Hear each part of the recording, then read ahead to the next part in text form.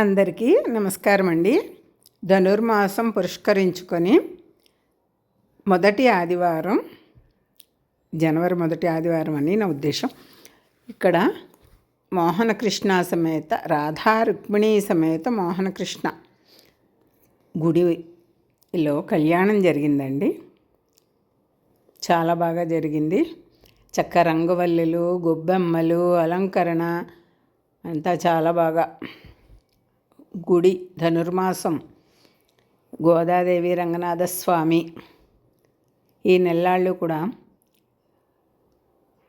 పాసురాలు అవి చదువుతారు కదా, తిరుప్పావై వాటన్నిటితో కూడా కళకళలాడుతూ గుడి చాలా బాగుంది. రేపు 14వ తారీఖున గోదా రంగనాథస్వామికి కళ్యాణం ఉంట.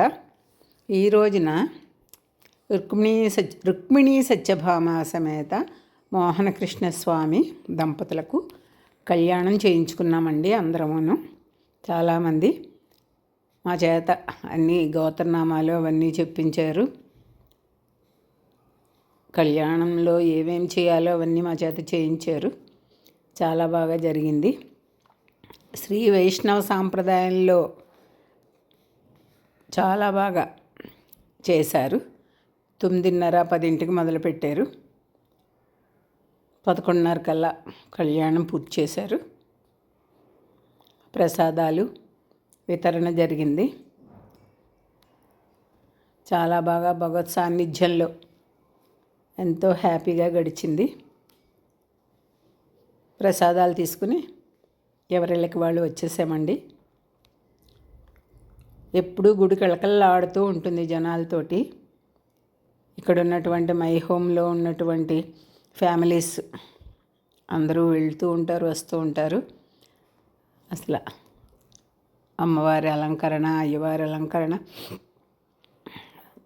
రుక్మిణి సత్యభామ సమేత మోహనకృష్ణ స్వామికి అందరము కూడా శతకోటి నమస్కారాలు సమర్పించుకొని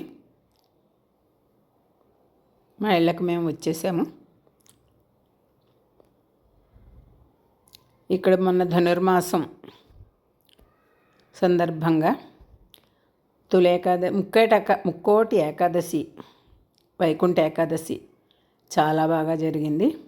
ఉత్తర ద్వార దర్శనం చాలా చక్కగా జరిపించారు. అక్కడ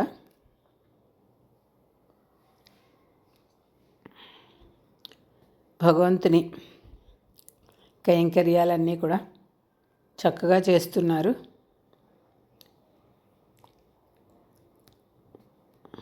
అందరం కూడా చక్కగా భక్తిగా ఈ ఆదివారం స్వామి సన్నిధిలో ఎంతో భక్తిపూర్వకంగా మా ఈ రోజును గడిపేసాము. మా ఈ వీడియో నచ్చితే లైక్ చేయండి, షేర్ చేయండి, సబ్స్క్రైబ్ చేసుకోండి. శ్రీ